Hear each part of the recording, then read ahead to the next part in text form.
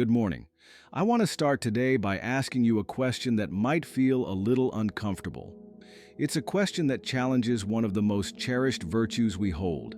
And the question is this: what if being kind to everyone is actually a mistake? We must begin by truly redefining what kindness means, because many of us have been operating under a mistaken assumption. The world often presents kindness as a simple, passive state of being nice, a non-confrontational, people-pleasing demeanor that seeks to avoid any and all discomfort. But this is a cheap imitation of the real thing. Genuine kindness is not about being a doormat or letting others walk all over you. It is an active, discerning, and sometimes challenging force rooted in a deep love for others and a clear sense of purpose. This counterfeit kindness is dangerous because it is motivated by fear, the fear of rejection, the fear of conflict, the fear of not being liked. It leads us to say yes to every request, to smile through our own exhaustion, and to agree with things we know are wrong, all in a futile effort to keep the peace and earn approval. True kindness, on the other hand, operates from a place of strength and integrity. It is not afraid to set a boundary because it understands that healthy boundaries are an act of love. They protect both ourselves and the other person from an unhealthy dynamic. When we say no to a request that would deplete us, we are not being unkind. We are being wise stewards of our time and energy, ensuring we have the capacity to be truly present and helpful when it matters most. Authentic kindness is also not afraid to speak the truth in love. Sometimes the most loving thing you can do for someone is to hold them accountable, to offer a correction, or to challenge a destructive pattern of behavior. This is far more kind than allowing them to continue down a harmful path just to avoid a moment of discomfort.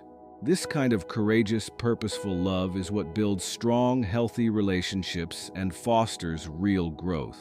It distinguishes between a person who genuinely needs support and a person who is simply looking to take advantage, allowing us to direct our valuable resources where they will have a lasting, positive impact. Indiscriminate kindness, the practice of extending your generosity and emotional support to everyone without distinction, comes at a very high cost. It's a behavior that, while seemingly virtuous, can lead to a state of profound personal and spiritual depletion. When you are kind to everyone, you are effectively giving away your most valuable resources, your time, your energy, and your emotional capacity, to people who may not need it, deserve it, or even appreciate it. This leaves you with little to nothing left for the people who truly matter: your family, your close community, and those who are genuinely dependent on you. This kind of universal, unthinking generosity is a recipe for burnout.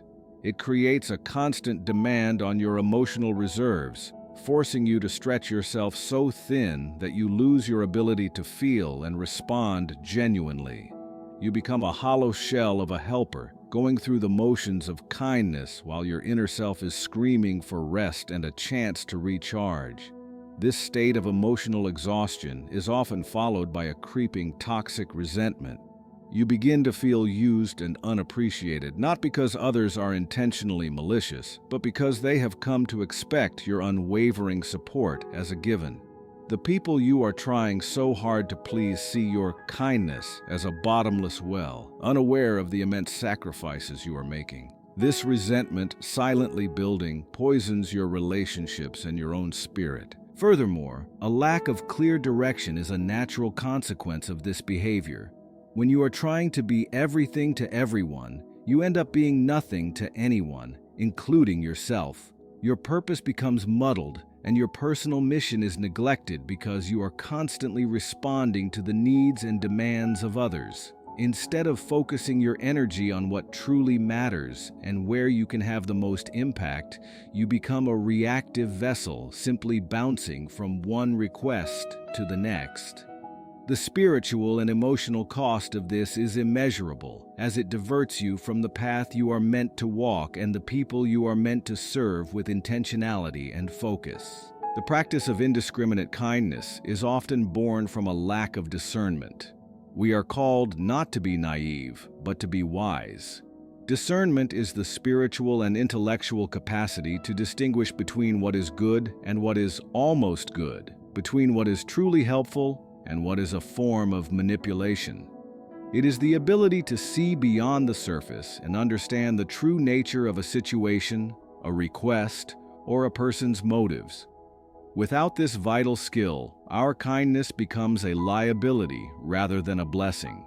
We are easily taken advantage of by those who prey on our desire to be seen as good and generous. Our time and resources, which should be directed toward building up the kingdom, are instead wasted on projects or people that have no genuine intention of growth or positive change.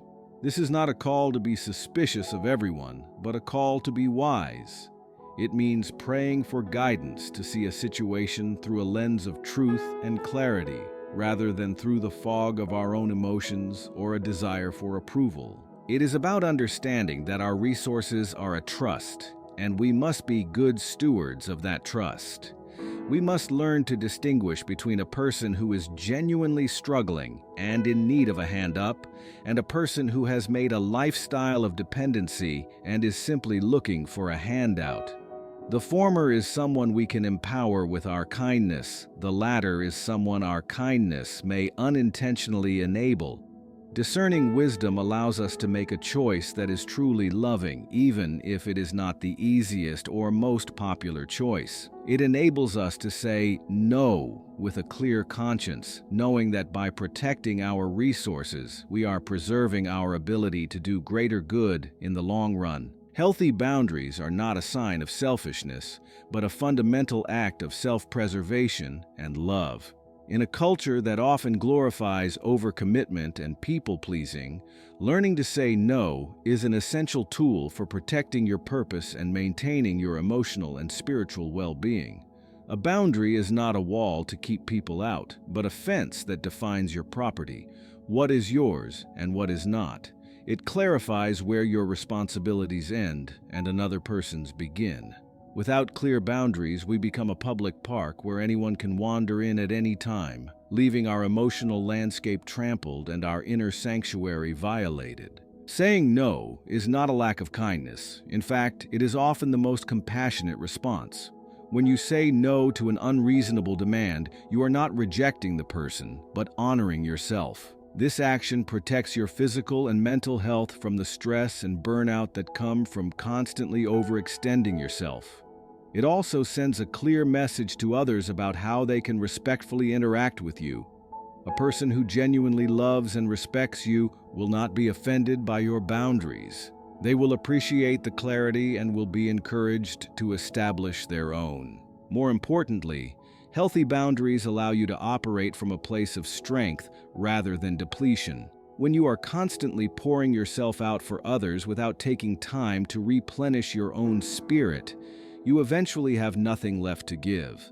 Setting a boundary is an act of proactive self-care. It ensures that you have the time, energy, and mental clarity to fulfill your true calling and be a source of strength for those who genuinely depend on you. Your purpose is a sacred trust, and saying no to distractions and demands that do not align with that purpose is how you protect it.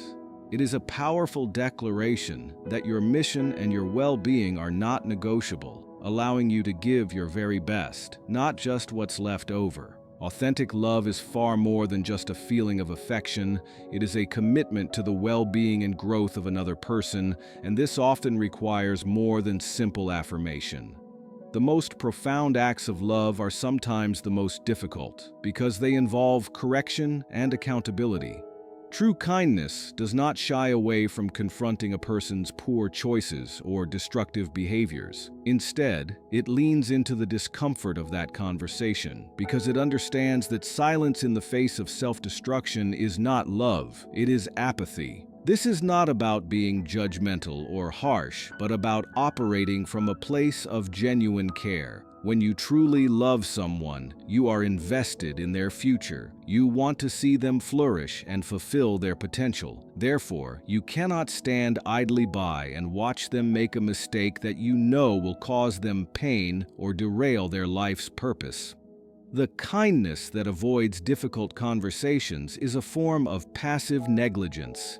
It allows people to live in a state of deception, creating a false reality where their actions have no negative consequences. This kind of niceness robs them of the opportunity to learn, to grow, and to change. Holding someone accountable is a courageous act of love. It says, "I believe in you. I know you are capable of better, and I care enough about you to not let you settle for less." This means having the strength to confront a friend about a bad habit, challenging a loved one to take responsibility for their actions, or offering constructive feedback that, while painful in the moment, will lead to long-term improvement. It is a form of love that is willing to be misunderstood and even disliked for the sake of the other person's ultimate good. This principle is vital because it moves us beyond a superficial, surface-level form of kindness into a profound, impactful love that truly builds up and transforms lives. True kindness is a powerful force, but its impact is significantly diminished when it is given without thought or intention. The most effective kindness is not a random automatic reflex, but a strategic and intentional act. This means we must move beyond simply reacting to every demand for our time and energy, and instead become deliberate in how we allocate our generosity. Our kindness, like any valuable resource, should be directed towards our core mission, our family, and those who are genuinely receptive to growth and positive change. Think of your kindness as a well. If you randomly give water to every person who passes by, regardless of their need or their capacity to receive it, your well will soon run dry. However, if you strategically direct your water to the fields you are called to cultivate, to your own family, and to the travelers who are truly in need and will use the water to sustain their journey, your generosity will have a far greater and more lasting impact. This is the essence of strategic kindness. It involves a conscious decision to prioritize where your energy is best spent. This approach is not cold or calculating. It is a profound act of love.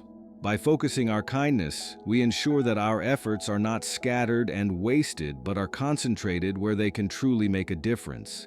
This means prioritizing our own family first, as they are the people we are most responsible for and who rely on us most heavily.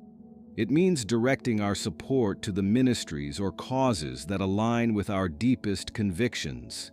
It means being a source of encouragement and support for those in our lives who are actively striving to improve and grow, rather than enabling those who are content in their stagnation.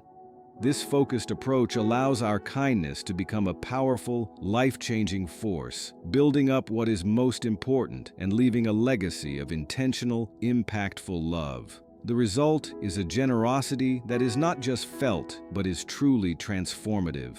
To conclude, let us remember that the call to kindness is not a call to be naive, passive, or to be a doormat. It is a summons to a higher, more demanding form of love. We must abandon the dangerous myth of universal, indiscriminate kindness and embrace a more strategic, discerning, and courageous approach. True kindness is a powerful force, but its strength lies in its intention. It demands that we set healthy boundaries to protect our purpose, that we use discernment to direct our generosity, and that we are willing to offer not just affirmation, but also correction.